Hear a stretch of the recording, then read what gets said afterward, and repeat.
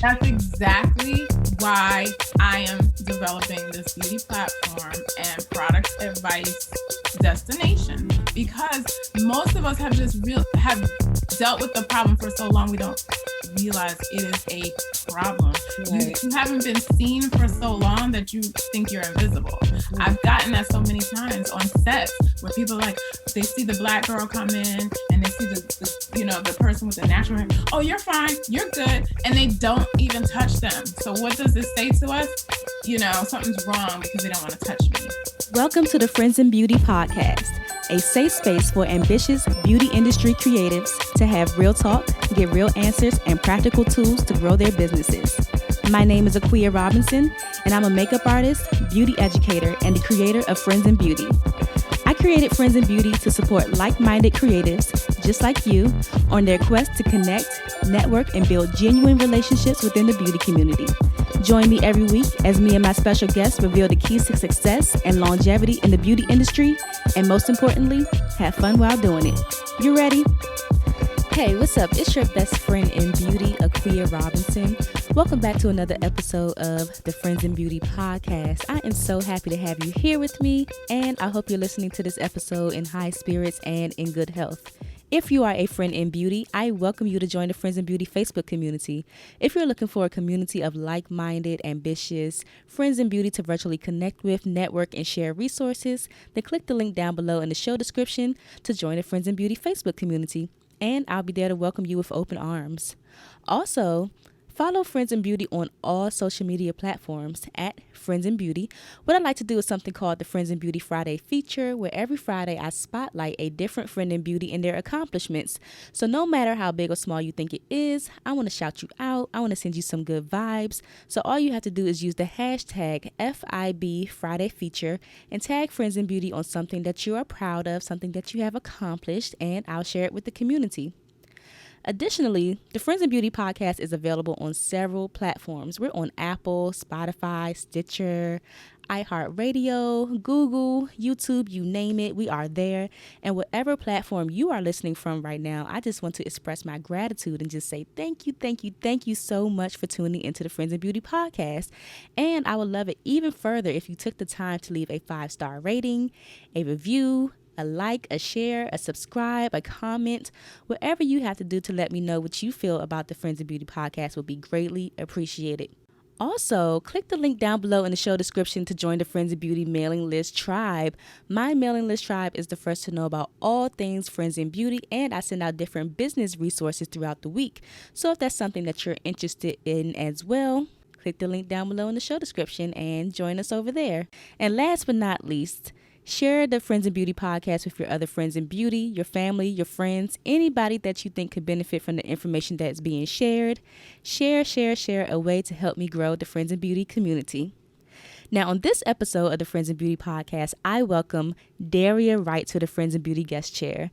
Daria Wright is an Emmy Award-winning hairstylist and makeup artist working in TV and film. She is also the CEO and founder of her newly formed beauty company, Conglamourate Inc. Her work experience for over a decade has been in fashion editorial, including New York Fashion Week, photo shoots for Glamour, Essence, WWD, Modern Bride, and Marie Claire, to print advertising campaigns and commercials for brands including H&M, Target, Revlon, and Garnier Fructis. Daria is a licensed cosmetologist and member of the Makeup Artists and Hairstylists Union Local 798. Her behind-the-scenes TV and film resume includes primetime drama, NBC's New Amsterdam, daytime talk shows, The Tyra Banks Show, network news, digital and new media, as well as some feature films and major motion pictures. I had such an amazing time chatting with Daria. Oh my gosh. We have been friends on Instagram for so long, so it was really cool to be able to connect with her in this way and just learn more about her story. In this interview, Daria shares how her love for beauty began at a young age, advice for getting into TV and film and the union, what it was like winning an Emmy Award, how cool is that? And she also shares details on the new beauty platform that she's creating to help women of color with being able to purchase the best beauty products in one location, and tells us how we can get involved to help spread the word. So let's go ahead and jump into this amazing interview with Daria Wright. Enjoy. Welcome to the Friends in Beauty podcast, Daria. Thank you for having me, Aquia. I'm so excited. I'm so excited to have you because we have been, Instagram friends for a while. Yes. Yes, this past weekend we got the chance to talk over the phone for a little bit. So I'm so excited to have you on the podcast because I just know that the Friends in Beauty community will learn so much from your journey in the beauty industry and then so much from what you have going on. But we'll get into that in a little bit. Okay. Yes, but before we start, I like to start off with icebreaker questions just so the Friends and Beauty community could get a chance to know you a little bit outside of the world of beauty. Okay. So, first one is just give us 3 random facts about you. All right. 3 random facts. I am left-handed. I speak 2 languages fluently other than English, Portuguese and Spanish. Nice. And let me see. I love travel. I have been pretty much everywhere, except Asia. But like my travel passport heavy. Nice. This is random. This is not an icebreaker, but because you mentioned the languages, has that ever come into play with you doing makeup? Have you ever had a client that you had to speak Spanish or Portuguese to? Oh, definitely. Especially working in film and TV. I'm working with lots of crew members or models or actors, and I can tell by the name that they probably are from a certain place, and then I'll speak to them.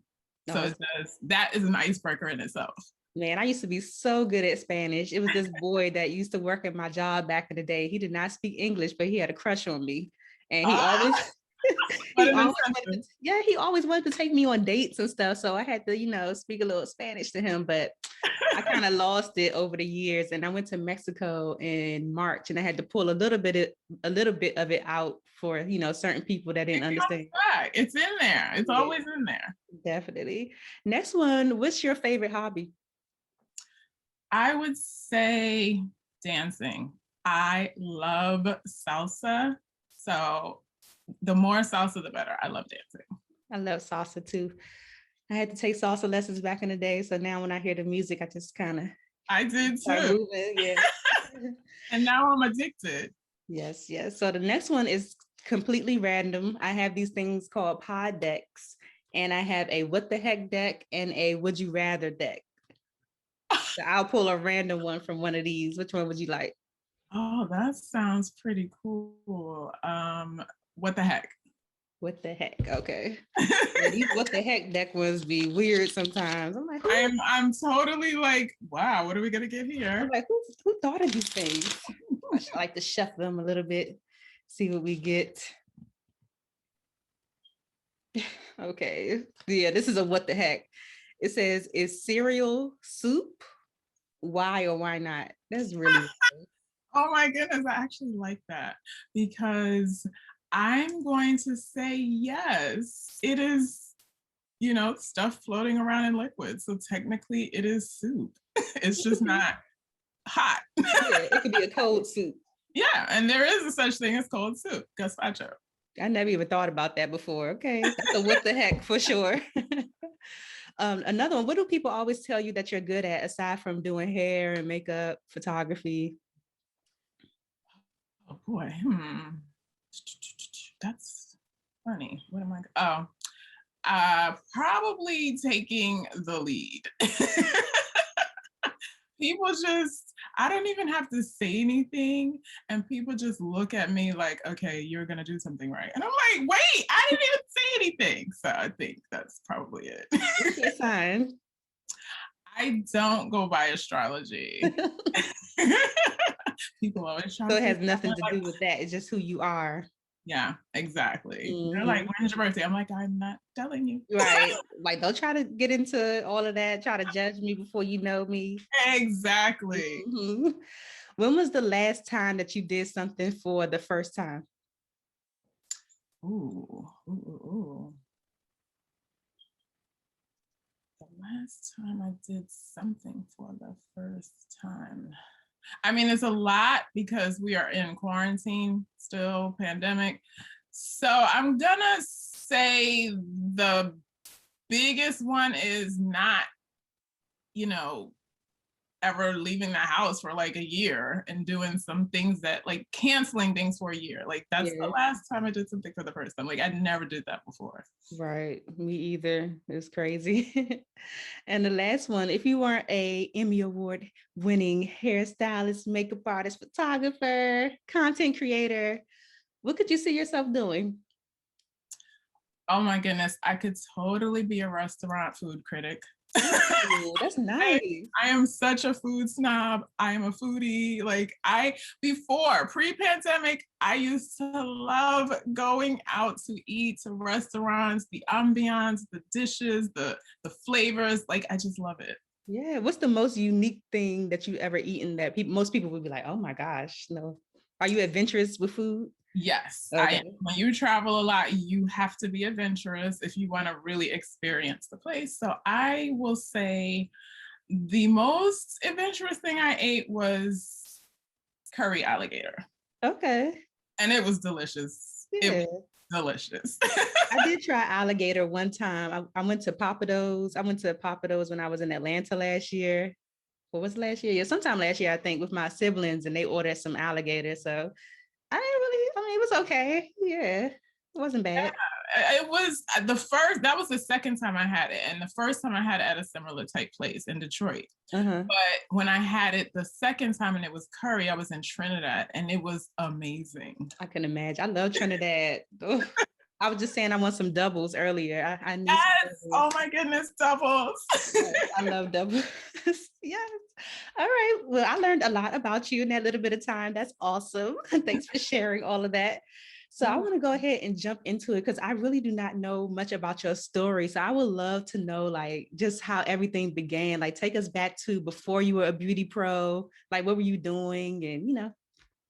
Well, the funny thing is I have always been obsessed with beauty, I guess, because this is another strange fact. I never played with dolls. Like most girls typically play with dolls. I hated dolls. I was scared of them. I was like, what is the point of this? It's not real. Mm-hmm. But I have a younger sister and she was my doll. I was like, I could do her hair for real. Yeah. So I think, and my mom was pretty terrible at doing hair. I mean, terrible. And she had two daughters who were known as the hair babies.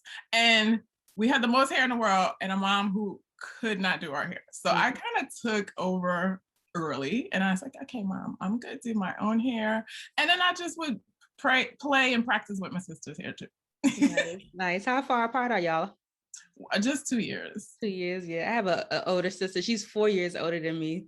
And my mom always says, like, before I came along, she was not playing with doll babies or anything like that. But when I came, I was like her doll baby. She wanted to feed me, dress me, play with like all the time. I can relate. So when did you like jump into hair being something that you wanted to do professionally? Well, it's funny, very early on, because I think it came out of trauma. My mom used, once she realized, okay, it was a wrap for her, she used to send us to the beauty salon.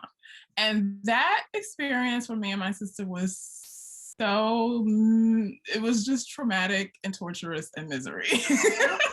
This was back in the day of press and curl. Okay. So just looking at the women, this is funny. When you're children, sometimes adults think that you can't hear or you can't see. I remember me and my sister going to the salon and the women would fight over who had to do our hair because nobody wanted to do it. Oh my gosh. It was like, they don't want to do our hair. Like I always felt like that whenever we went. Mm-hmm. And my sister would cry the entire time she was getting it done. And it hurt what they were doing to me, but they were like, you're going to look nice at the end. So I was like, okay, I'll just take it. But I'm going to look nice at the end. Yeah. So it was just like, that's kind of when I was like, there's got to be a better way to this. And I wanted to make people feel better and not it be torture. So I think that's kind of where it may have started. Yeah. Did you ever work in a salon? And then at 13, I started working in the salon at 13. Oh, that's cool. We used to go to another, kitchen beautician, a good friend of ours, she had a salon in her house. And one day she was doing my hair and she said, and I said something about I wanted to be a hairdresser, or I'm interested in it. And she said, oh, you can help me out. Like you could start learning with me. So I used to work with her on Saturdays in her house, helping her do her clients. That's really cool. Where are you originally from? New Jersey. Okay, awesome. So 13 years old. I guess it was no child labor laws back then. Saturdays, and I just would work on Saturdays with her in the kitchen. It was so, and she told me, I'm going to train you, and when I get my salon, you can be my assistant. So that's really cool. I'm all for people like seeing talent in young people and just kind of like taking them under their wings. That's really nice because it's so many people out here who don't have that. They don't have that. And I know growing up for me, my mom used to braid. So for me, and it's so funny, like growing up, I always used to wonder, like, it's really women out here who don't know how to do their hair. I've been doing my own hair since I was like 11. Exactly. So I'm like, you really don't know how to just wash your hair, or just like, it's really crazy to me because I've been doing this since I was 11. I used to do my hair, my friend's hair. Yes. My mom braid sometimes. So, and I'm like, to me, it still shocks me when women say, oh, I don't know how to cornrow or cane row, some people call it. And I'm like, what? How do you not know that? Like, I survived my entire, growing up because I knew how to cornrow my hair. That made like life so much easier. But to that point, I used to also do, before I started working in the salon, I remember I was in middle school and we had swimming class. And after swimming class, of course, all the Black girls were like, okay, wait, our hair is wet. What are we going to do? I would do everyone's hair at lunchtime. Wow. Did you used to charge them? No, it was just like, girl, we got to fix this. And that was preemptive to me starting at 13, because this is probably like 11, 12. Mm-hmm. I was, operating the salon at lunchtime. That's right. I love that, getting that hands-on experience. So how many years did you do that before you, I guess, ventured into, like TV and film and everything? So it's so funny. My career is kind of like the opposite of what most people think. At the very beginning of my career, I apprenticed with two people that taught me really the foundation of hair and how to run a business. Then I opened my own salon. So I opened my own salon kind of early on in my career. I did that for 7 years. And what I decided, like when I started my beauty salon, I was like, this is not for me. I knew that kind of 3 years into it. And I was like, yeah, I'm not going to do this for the next 20 years. Yeah. So I did it for 7. And that's when I started my journey into freelance, editorial, fashion, and that kind of eventually led me into working in TV and film. Awesome. What's that experience like? Because I always tell people when they start off, like, to try a little bit of everything to kind of see what they like. So I've definitely tried TV and film. I do like TV better than film, but like which what do you like about it? It's so funny. There are the different genres, and you do have, your ones that you like more than others, and they all have their pros and cons. And so what I like about TV, and I worked on the Tyra Banks show when it was filming in New York years ago, and it was daytime talk show. And I really like the energy and the excitement and the pace of a daytime talk show, because we are seeing lots of people. Like, you could do about 30 people in a day. Wow. And it's high pace, fast energy. Like, I love it. It's like I'm probably an adrenaline junkie, because I'm like, yes, pressure, we got to get it done. And it has to look fabulous. So I loved that about the daytime talk show scene. It was great. And then working for Tyra, that was like probably one of my best jobs ever. Wow. And it still goes down in history. She was a great boss. It was a great crew. We had so much fun. It was a really, really great experience working in TV. Awesome. And you do makeup as well, right? Yes. I also worked on some talk shows that I was doing hair and makeup. And so again, you're getting to meet so many different people from all over the country. And that's when I really got, like, that's the way you can travel without traveling, even though I have traveled, when you start to see people from different areas and get to hear their stories. Mm-hmm. And while you're doing their makeup, and it's something very personal because you're so close with that person, they trust you, and you kind of develop this rapport with them where you have to like help them relax, because a lot of times they're coming on, they've never had their makeup done, they've never been on TV, and you're the first person that has to help them say, hey, this, you're going to be okay, this is going to be fine, I'm going to help you look your best. I like that. Nice. Do you think that people should do both? Because I know it's certain jobs that they just want to hire one person that does hair and makeup and not like two people.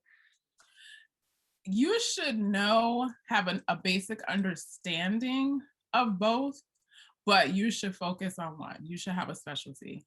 Okay. So definitely my specialty is hair because I started there. And because I'm also in the union, you have to pick a side. You can't do both. So when I'm on a union project, I am a hairstylist only because there's time constraints and you just have to focus and specialize. Yeah. Is the Tyra Banks show or TV shows like that, is that union job? Are those union jobs? It's funny. At the time, it wasn't. But now those type of shows, they are, more and more shows are. But there are still some non-union productions for people who want to get started in the industry. Yeah. There are some. Nice. What made you want to be a part of the union? What was that process like? Because I tried and I was like, forget it. I gave up. I want you to go back and revisit that. And anyone who's listening, I want you to go back and revisit that. And here's why. The union has benefits that you don't realize. That's why they created a union.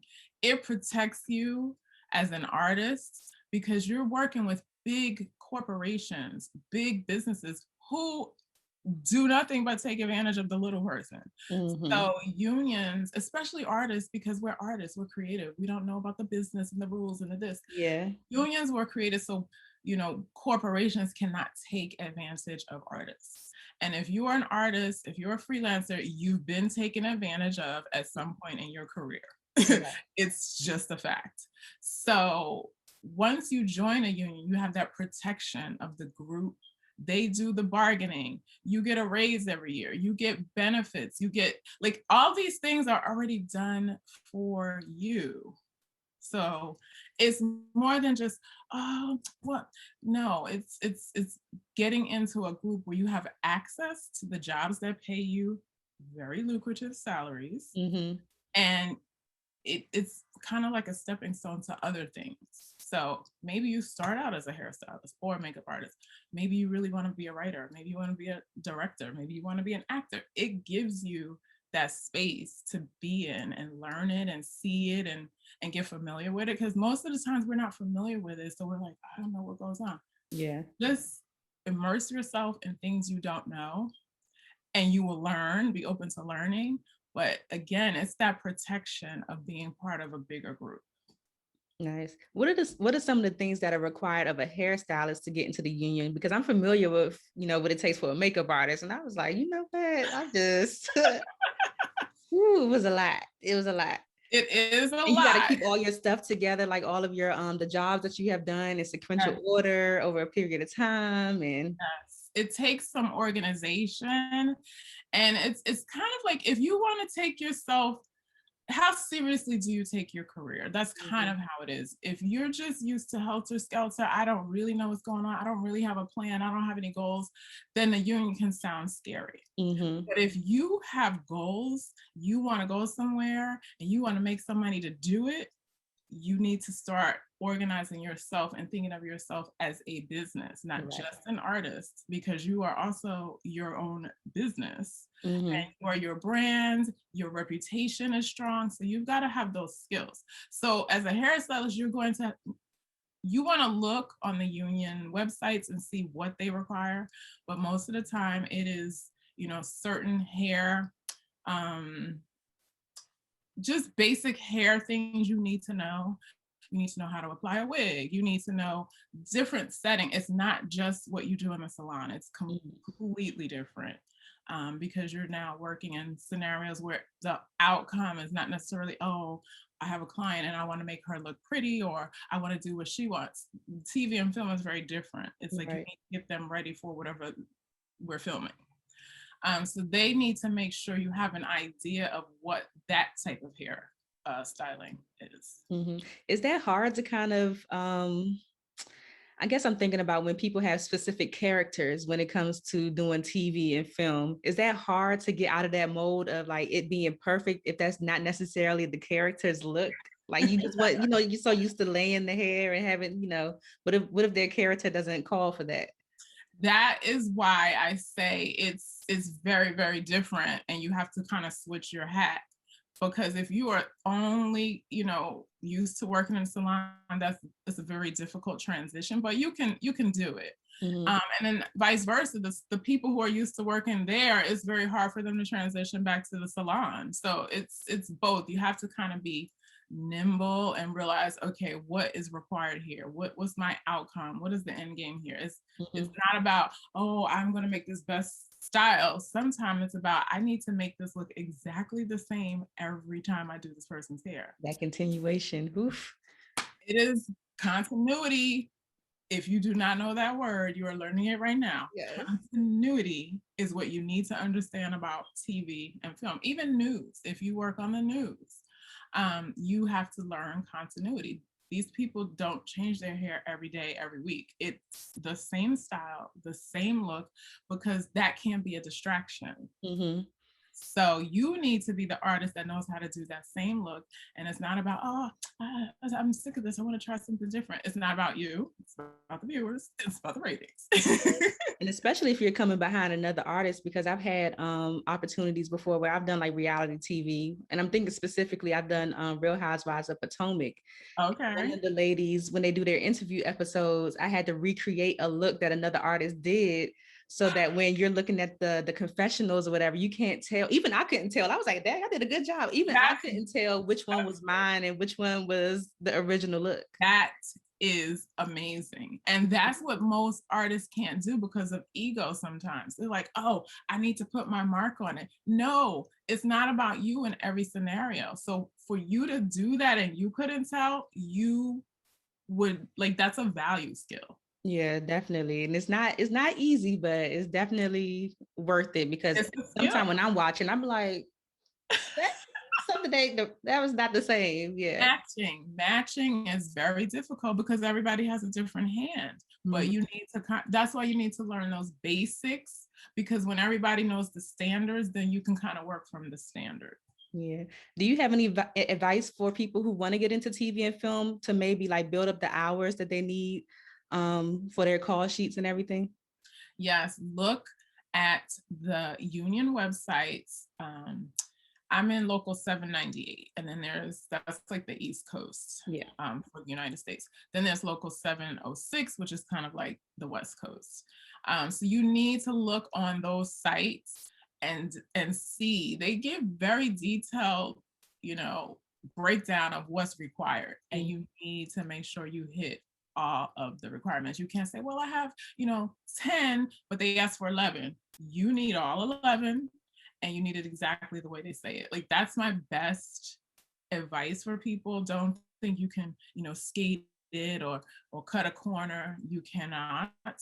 And that's why I was able to, be accepted into the union on my first try. I know people that have took 3, 4, several tries because they didn't take those requirements seriously.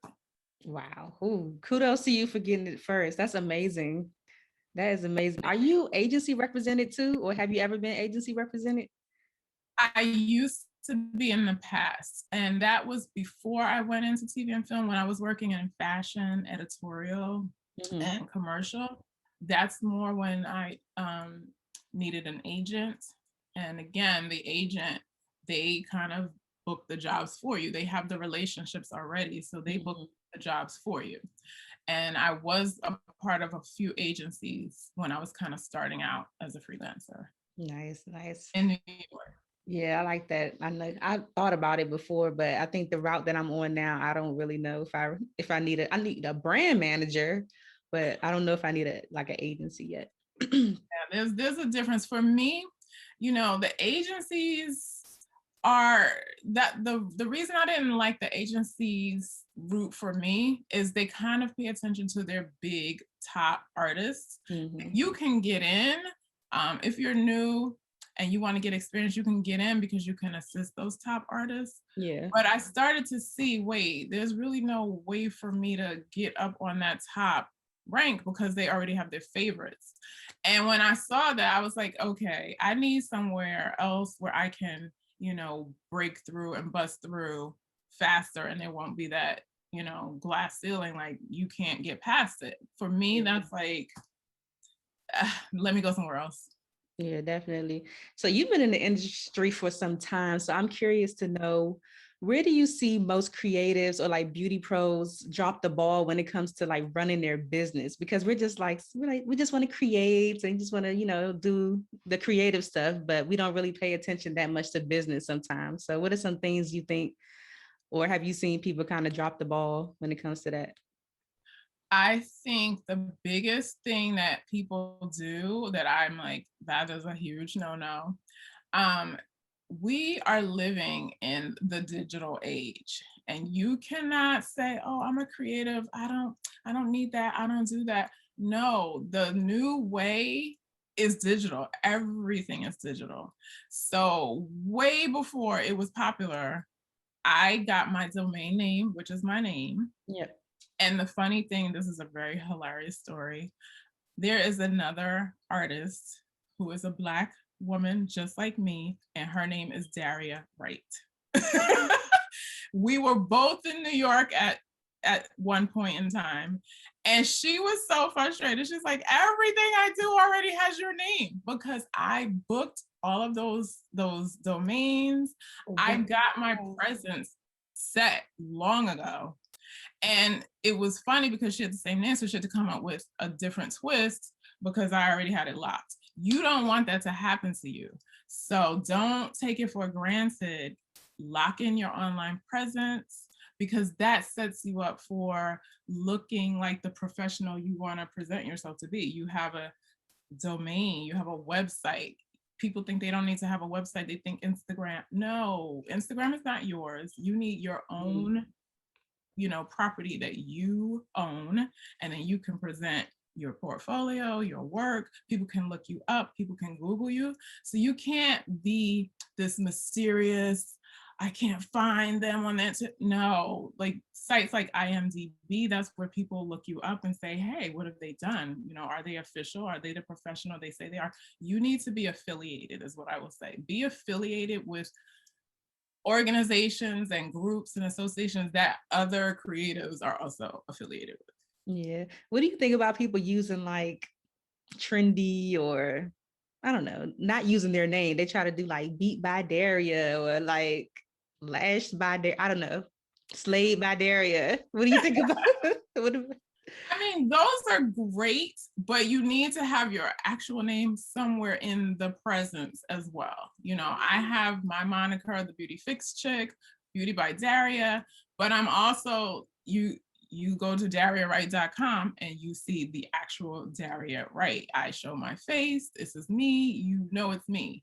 I have my picture. I don't have these obscure pictures and a picture of a hand and a picture with me and something. No, people need to see who you are. So the hiding is a little bit, that works to your advantage. And the names, make sure it's related to your profession.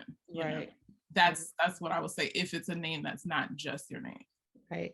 Now, I have to say, you are the first person that I have met that has won an Emmy. So I am so curious to know, like, what is that like? How did you feel when you got that news that you had won an Emmy, and what was it for? Like, tell us everything. Oh my goodness. That is such a crazy story too. Because I won the Emmy when I was working on the Tyra Banks show.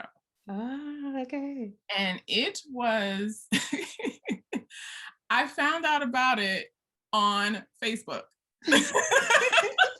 Social media. This is another point. You need to be on social media if you are an artist and if you're a creative and if you are working in the entertainment, beauty, fashion industry. You need to be a part of what is going on.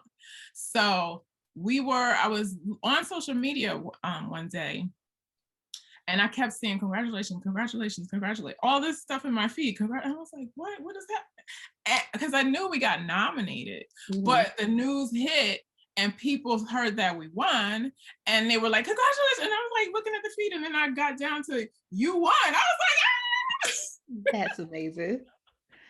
So a lot of times news will break first on the internet. So if you're not on there, you don't have accounts, you don't know what's going on, you'll be the last to know. I was literally looking and I said, oh my goodness. So I knew ahead of time because everybody was congratulating.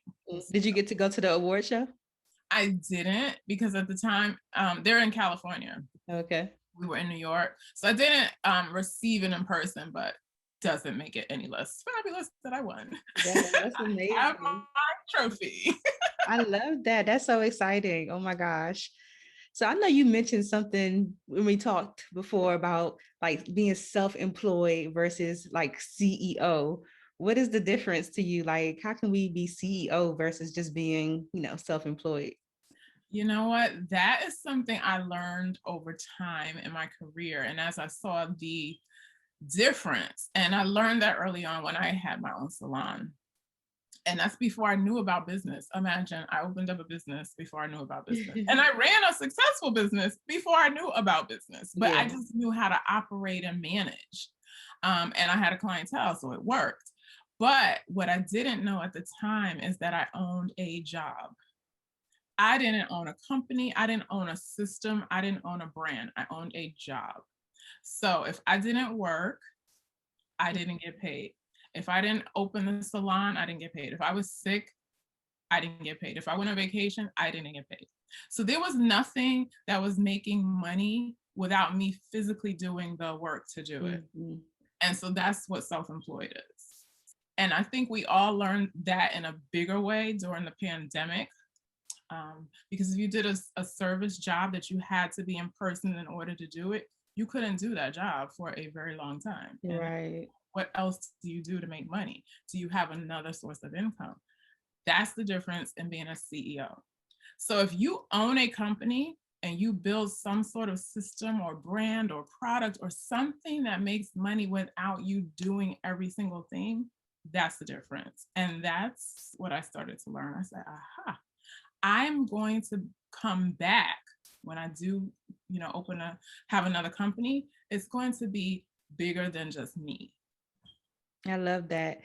So you're big on like passive income, all of those things, multiple streams. I love, and I think I get so distracted sometimes because I'm always finding new ways to make money. I'm like, oh my God, I need to focus on one thing. And then, and I know a lot of my friends in beauty have that challenge too of like, if you do have passive income, like how do you manage and balance everything? Do you have any tips for like balancing multiple or passive income? Well, what I will say, and that's another thing I would caution artists and creatives, is to focus. Don't be the jack of all trades. That is my pet peeve. I cannot stand people that are like, well, I'm a hairdresser, but I do this, and then I work in real estate, and then I work over here parts. No, that's way too many things. Like I decided a long time ago when I was like, okay, I'm gonna make this career as a cosmetologist, as a hairstylist, as a beauty professional. That is my career. I'm not going to do any job that has nothing to do with beauty.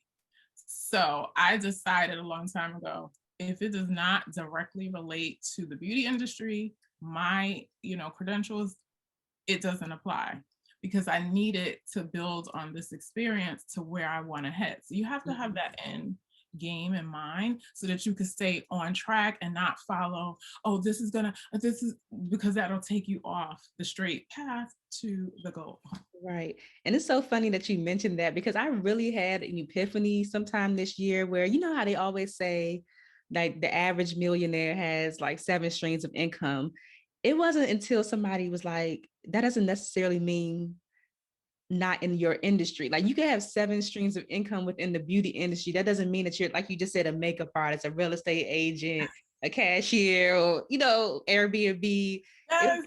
I was like, oh my gosh. Like, even though I was doing that, it was just like, I never really thought about it like that. Hearing that makes a Mhm. difference. Definitely. Totally agree. Yeah. So throughout your time in the beauty industry, have you witnessed or have you experienced any acts of discrimination? Because I know it's been a lot of talk lately about just like unqualified beauty professionals and just people being discriminated against. Has that ever happened to you personally? Oh, for sure. Oh man. For sure. Because now here's the thing I will say. When you work in the salon, you are pretty much working on clientele that look like you a lot of the times. And that's why they come to you, because you're familiar with their hair types. They're going to recommend other people like that. So sometimes if you are a stylist, that can pigeonhole you into not knowing other cultures and being around other people or working with other people. So when I started working in the freelance industry, I'm now probably the only person on a lot of these jobs that is not, white. I'm the one Black person. I'm the one Black hairstylist. I'm the one makeup artist. So not always discrimination, but you have to remember there's going to be an environment where you're not going to be the familiar one. Yeah. Oh, wow. And it's so funny. I don't know if anybody has blatantly discriminated against me, but I did witness something really crazy one time. I was working a job. I don't even want to say what the job was, but it was a lot of us who were hired to do different people who were going out for like a movie premiere. And one of the people in the movie was a white lady, and they specifically had a Black girl that was hired to do her makeup, and she was not happy. She ended up calling somebody else who was of the same race as her, and the makeup artist that was hired had to go home because I guess she just didn't think that the Black girl was going to be able to do her makeup. Where I feel like, I honestly feel like, I mean, as a makeup artist, I think that I was very intentional in the beginning of trying to learn how to do all skin tones. Just because I didn't want to get stuck in that, like, okay, she don't know how to do this skin tone. She can only do, people that look like her. And it was one point where I went to go work for a particular TV show, and they looked at my portfolio. They were like, I kind of want to say you do the white girls better than you do the Black girls. So I started doing more Black girls, but I thought that was just such an interesting experience. And I feel like a lot of the time, like people who look like us, like Black people, I feel like we always try to go above and beyond to try to like learn how to do other skin tones, whereas it doesn't seem like they do the same thing. They get away with so much. I've heard so many stories of people going on set and a white makeup artist, and not saying that, because some white makeup artists, they slay all the skin tones, but there's plenty. yeah, Not a lot, not the majority, but there are plenty. Yeah, but some of them, they just get away with getting these opportunities, and they're on set and they're like, oh, I've never done a Black person before. How are you even here? If you know that the client that's coming in is, African American, how did you even get in the door? Because that we're just now starting to see a lot of diversity on screen. That's recent. Okay. So the instances where it would come up was very few and far and in between. So why would they need to learn that if it was not the norm? And that's the big difference. As far as like racism, I had a definite really bad experience on one job that I don't even want to talk about right now. That's a whole different show. Yeah. But it was bad, and it was very overt. And it had more to do with my qualifications and just limiting me because I was Black and assuming that I don't have the same qualification as the white artist. And that hurts because I'm just as qualified and many times more qualified because, like you said, I don't know how to do just my hair texture. I have to know how to do every hair texture. Right. Whereas it's not the same for a lot of white artists. They only know how to do theirs. They don't know how to do ours, but that doesn't stop them from getting the work. So I have to work twice as hard to get less of an opportunity. So that's to me where the bias comes in. It's not necessarily outright racism all the time, but the bias. Or they look at you and say, oh, do you want to work on such and such show? Because it's a Black show. Whereas, why aren't you recommending me to work on every show or this movie or that movie? I'm a hairstylist. I'm not a Black hairstylist for Black people. I'm a hairstylist. Right. And on the flip side, have you experienced or seen any, I don't know how I'm trying to ask this, because I asked Morel Hollis the same question. That's my mentor. Oh, And I I know, asked girl, him, yeah, I love him. I asked him, why do you think that male glam squads are so popular? Because I've also seen it where it's like a lot of women, they prefer like the gay man to do their makeup and to do their hair. And I've actually been told before, like going on jobs when I'm working with certain women who, you know, do have significant others, like don't dress like this, make sure you look like basically don't make sure you don't look too good, because it's going to make the woman feel uncomfortable around her man. And I'm like, is that the reason why male glam squads are so popular? It's funny. I don't, that probably plays a part into it, but I noticed the same thing.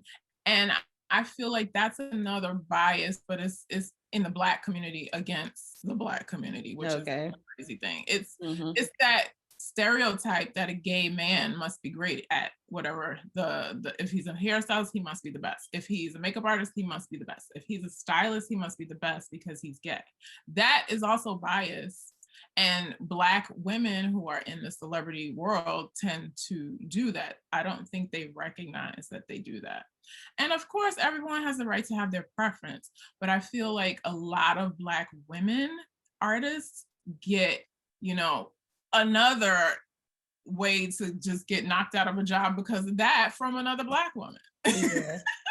Yeah, I thought that was so, that has definitely happened to me before. I'm like, okay, I mean, I be looking kind of regular anyway, so they ain't got nothing to worry about. But I've seen it, I've experienced it, and I have my, you know, I don't like that either. But what can I do about it except be a great stylist and a great artist and let that speak for itself? Yeah. And this is totally random, but would you consider yourself a product junkie when it comes to like hair and makeup? Do you like to try? Completely. Yeah. My house is a beauty supply store. One time a friend of mine, she's spending the weekend, and she said, she took a shower and she said, I didn't know. I told her, I was like, oh yeah, the shampoo or something is there. She was like, I had no idea which was which. You have so many products in the shower. I was like, doesn't everyone have this many products in the shower? She was like, I had no idea. She's like, I was in the store trying to figure out which one was which. Yeah. Yeah. Because what I noticed over the pandemic, it's been a lot of people, like a lot of my clients have been in the house, just clicking the buy button on all this makeup and hair stuff and skincare, all of the things, but they don't necessarily know how to use it. So that's when I come in. It's like I'm thinking about one client in particular. She bought all this stuff over the pandemic time. And what I'm noticing with other people too, is like they have all of this makeup, but they don't necessarily know how to use it. And that's where I come in, because they're comfortable with me. They end up just asking me, hey, do you do lessons? And I'm like, yeah, I can show you how to use all of that stuff. Like, good. And then most of the time I notice that they don't even have the right stuff. Like they have all of these foundations. Like the last client I had, I want to say she had about like maybe 4 or 5 different foundations, like different brands and everything, but they were like almost all the wrong shade. So I know this is where you come into play. Can you share a little bit about what you're working on as a solution to these people's problems? Because they need you out here. Yes. So back to the whole, self-employed versus CEO. Over this pandemic, I said, okay, enough is enough. I am in this house. I am here, but I'm going to make the best use of my time, and I'm going to figure out my company. And that's what I've been doing this whole time. We were on lockdown. I created a company, and I'm working on launching it now, but I'm developing a platform that is designed to help Black women pinpoint their ideal hair care, makeup, and skincare in one place online. And that's what I started to realize is missing with beauty. people are always telling me how many hours they're spending on YouTube to try to find a tutorial, or they go into all these stores to find the product, or they don't know which product, or they bought this and it doesn't work, or like you just said, they have these foundations and it's all the wrong shade, or they don't even know about this brand. And because we're artists and we're in the industry, we know about the stuff. And I forget sometimes that just the regular girl doesn't know necessarily, or she knows it, she doesn't know if it's right for her. And I say, wait a minute. I need to just make this a bigger solution for all of the women and not just the ones I can speak to, because that's what people know me for. Just like you said, they know you, so they're like, what should I use? What should I do? And I'm like, you know what? I need to help all of my Black sisters. Yeah. Definitely. And sometimes even when I go in the store and if I go into like Sephora or Ulta, they're like, you need help? I'm like, girl, bye. I'm a makeup artist. Like I would say I would do it like that, but I'm like, I don't need your help. Exactly. And I remember one time me and my friend, we went into Sephora and we were literally like, we were shopping for ourselves, but we were kind of ear hustling at the same time and listening to this girl give this lady the wrong advice about her products. I'm like, and she works here, but I'm not even going to say anything. It's a scene. And the funny thing is I will typically go into stores like that without makeup because I want them to think that I don't know anything. Mm-hmm. And I just hear the things they say to me and I'm like, yeah, no. But the problem is they're also there to sell a product. And that's the whole part of the job when you're a sales associate. You have to push products. So it's not necessarily always about what's right for the person because they have to push a product. And most of the time, I'm more qualified than that person. So I'm not going to take their advice at all. Yeah. So how can people get involved in, what you're doing and learn more about when you launch and everything like that? So right now you can go on my Instagram page and you can sign up. I have a survey and it's for women of color. And if you take that survey, you will be on the list and you will get the reveal of the platform. I will send you an email to the reveal and you will know exactly what I'm doing, what I'm working on, and how you're involved, because this is a project that is not for me. It is for Black women and who are interested in beauty, who buy beauty products, who use beauty products, but have to do all their own research or they have to do all this trial and error. This is to cut that out. And I help you along with my other beauty expert friends like yourself. Like we already know. So why don't we guide you? And we don't have this ulterior motive of pushing a product. We actually know what works for you because we do this professionally. Right. And the advantage is instead of, influencers are great, but the where they fall short is they only know what works on them. And the difference in an expert is we know what works on a range of people because that's what we do as a profession. So that's why we know the products to use, what works on this and what works on, that. So that's the benefit. And I want people to be on board with this. I'm so excited. So just definitely go on to my Instagram and the Beauty Fix Chick, Beauty by Daria, and you can sign up on my link in bio. Yeah. And what I love about it is that a lot more people are being intentional about supporting Black-owned businesses, Black-owned brands and things like that. And I feel special because I know what the name of the platform is. I watched the video. I saw the statistics about, how many Black-owned brands, how many products are actually, or brands are actually in Sephora and Ulta versus the amount that are Black-owned. And it's very appalling, to be honest. Eye-opening. It's very eye-opening for sure. And I had that epiphany when we talked the other day about how us as Black women, we don't even realize how much effort we're putting into finding Black-owned brands or just stuff that works for our skin by going this store, that store, this store. And we just to have everything in one place would just be so helpful. And just to have people who are trusted professionals to explain why it's good for you and how to use it, we need it. The thing is, I've seen this for so long. I've seen the two, like I have the bird's eye view of both sides. I work in an industry where I work with all types of women. And I see, this group of women have no problem finding whatever they need. Mm-hmm. And I see this group of women, the ones that look like me with hair textures like me, and they're like, what do you use? How do you use it? Where do I find it? Where do I buy it? Like, they're starving, and this group is well fed. I'm like, wait a minute, there's a problem. But the Black women don't even realize it's a problem because we've never had a solution. Yeah. And I actually have one makeup artist friend in particular that I'm thinking about who said that she got into being a makeup artist because of a time she went to the mall with her friend, and they had those kiosks in the mall and they always ask you to come, and the lady asked her if she wanted to makeover, and she was like, I don't think makeup is for me. And she said, I don't think makeup is for me because she was always so used to people not having her shade, so she just thought makeup wasn't for her because they would give her the excuse of, oh, your skin is so perfect anyway, because she had this deep chocolate, like smooth skin. So they would just talk her into like convincing her like, oh girl, you don't need makeup, your skin is flawless. So she always used to think makeup wasn't for her because of her skin tone, until somebody did her makeup so flawlessly one time. And she's like, well, I don't want other people that's my skin tone or darker to feel like makeup is not for them.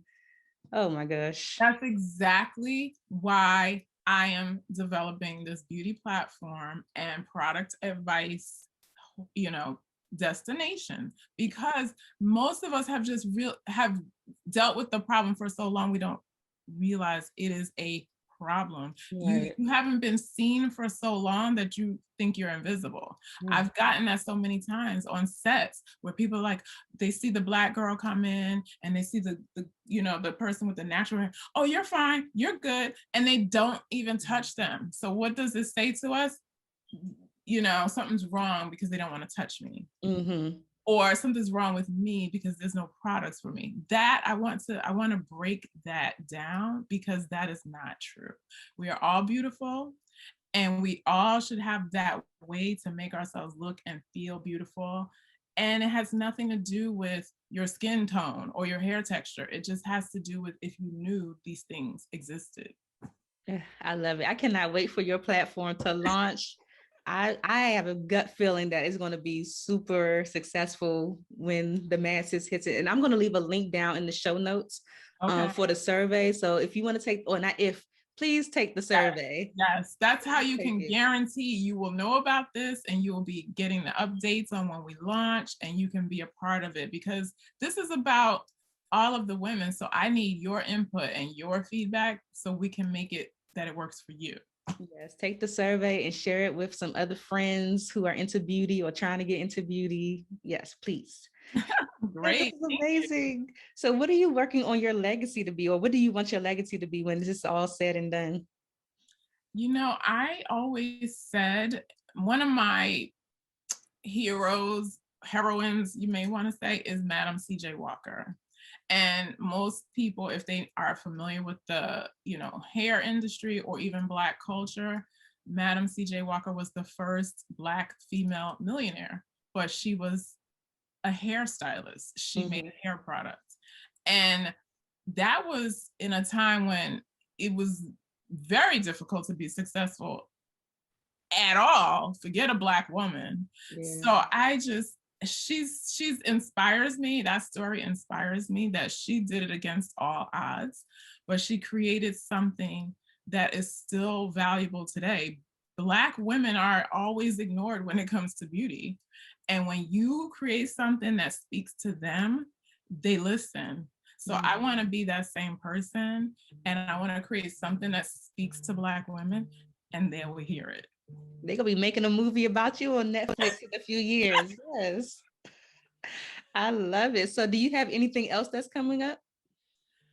That is the biggest project I'm working on now, but I'm also working in alignment with that. I'm also working on my own hair care line. Because again, people have been begging me for years, what do you use in your hair? What do you use in your hair? What should I do? How do I do this? And I was like, oh, I should make a hair care line. Finally, that clicked, and I was like, oh, I should be doing that. So that's coming in the works as well. Awesome. So we will definitely stay tuned for that. Oh my gosh, this has been so amazing. I'm so happy that I got you on the Friends in Beauty podcast. I learned so much about you, and I'm so appreciative for you sharing your experience and everything. I really, really appreciate it. I am so glad that you had me. It was my pleasure. Yes, but before you go, because you thought I was about to let you go, I have to ask you the Friends of Beauty rapid fire questions. So whatever comes to your mind first, just let us have it. Okay. All right. So the first one is, give us your top 3 keys to your success so far. Determination, driven, and I'm just a go-getter. Nice. How do you measure your success? Oh my goodness. I am not I look at where I was and where I want to be, and I make sure it's not the same. I cannot stand complacency and being in the same space. So I need to be progressing, and I'm very ambitious. I love that. What's the best advice you've ever received? Ooh. That's hard. I'm always giving advice. What is the best advice? That's a hard one. Or what advice would you give to yourself in hindsight? Like, what advice would you give to yourself in the beginning, knowing what you know now? I'll switch it up for you. Okay, learn about business finance. I wish I knew that up front. Learn about business finance. And what advice would you give to someone right now who's just ready to give up on their goals of being a hairstylist or being TV and film? What advice would you give them? I would say, if this is something you want, declare it. Say what you want without any boundaries or limits that you think that are there. Those are only there if you let them be there. I've gotten to places that I never even dreamed of because I don't limit myself. Do not limit yourself. You can go as far as you want to go as long as you don't limit yourself. So stay where you want to be, declare it, and act like it is already happening. I love that. And what's a resource that has helped you in your business that you can share with the Friends in Beauty community? There's so many. Oh my goodness. Like in what type of area? In like business. I'll say business. I will say just learning. I kind of keep a close eye on what's going on in the business world. So I feel like Inc.com, Forbes.com, those things, like you kind of need to keep an eye on this is the better one. If you're in the creative and beauty industry, it's WWD, Women's Wear Daily. And that is a site, if you are serious about business in the beauty or fashion industry, you need to know what's going on from the business side of things. Awesome. I like that.